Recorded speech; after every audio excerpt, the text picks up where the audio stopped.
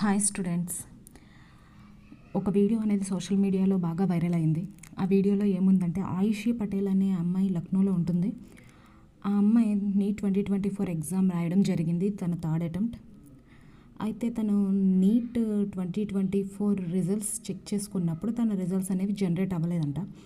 NTA వాళ్ళకి తను mail చేసినప్పుడు వాళ్ళు మీ రిజల్ట్స్ అనేవి జనరేట్ అవ్వడం లేదని చెప్పడం జరిగింది. సరే, మళ్ళీ మెయిల్ చేసిందంట. మళ్ళీ మెయిల్ చేసిన తర్వాత వాళ్ళు తన ఓఎంఆర్ షీట్ అనేది చిరిగిపోయిన ఓఎంఆర్ షీట్ పెట్టడం జరిగింది అని తన వీడియోలో చెప్పుకొచ్చింది. ఇలా చెప్పడంతో అందరూ అది నిజమే అని అనుకున్నారు. నిజమే అని అనుకోవడానికి మెయిన్ రీజన్ ఏంటంటే తన హైకోర్టులో వాళ్ళ మామయ్య హైకోర్టులో అడ్వకేట్ అట. సో అతను ఆ హైకోర్టులో కేసు అనేది ఫైల్ చేశాను నేను ఈరోజు, అంటే మంగళవారం దాని మీద హియరింగ్ ఉంటుంది అని చెప్పింది. సో అందరూ కూడా ఇంకా హైకోర్టులో వెళ్ళిందంటే అమ్మాయి చెప్పిందంతా నిజమేనే అనుకున్నారు అందరూ. సో ఎప్పుడైతే ఎన్టీఏ వాళ్ళ దృష్టికి ఈ ఇష్యూ వెళ్ళిందో వాళ్ళు నిన్న ఒక ట్వీట్ చేయడం జరిగింది.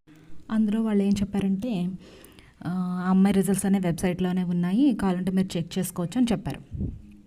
సరే కదా అని అనుకుంటుంటే ఈ లోపల అమ్మాయి ఇంకో వీడియో రిలీజ్ చేసింది. ఆ వీడియోలో ఏం చేసిందంటే అప్లికేషన్ ఫామ్ నెంబరు, అంతేకాని తన డేట్ ఆఫ్ బర్త్ అందులో ఎంటర్ చేయడం జరిగింది.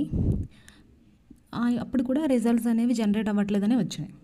ఇంతకీ తీరా చూస్తే తన అప్లికేషన్ ఫామ్ నెంబర్ అనేది తన తప్పుగా ఎంటర్ చేయడం జరిగింది. 3ని 8గా ఎంటర్ చేసింది. అందులో అప్లికేషన్ ఫామ్ నెంబర్లో 3 అనే నెంబర్ ఉంది, దాన్ని ప్లేస్లో 8ని ఎంటర్ చేయడం జరిగింది. సో ఎన్టీఏ వాళ్ళు ఎంత చేసినా కూడా తనకు తెలుసు కదా. తన మార్క్స్ అనేవి చెక్ చేశాను, నేను కూడా చెక్ చేసినప్పుడు 335 మార్క్స్ వచ్చాయి. తనేమో 715 మార్క్స్ అని చెప్తుంది. సో తనకి తెలుసు కదా తన ఎగ్జామ్ రాసింది, తను చెక్ చేసుకుని ఉండొచ్చు కదా అఫీషియల్ ఆన్సర్కి వచ్చినప్పుడు కూడా.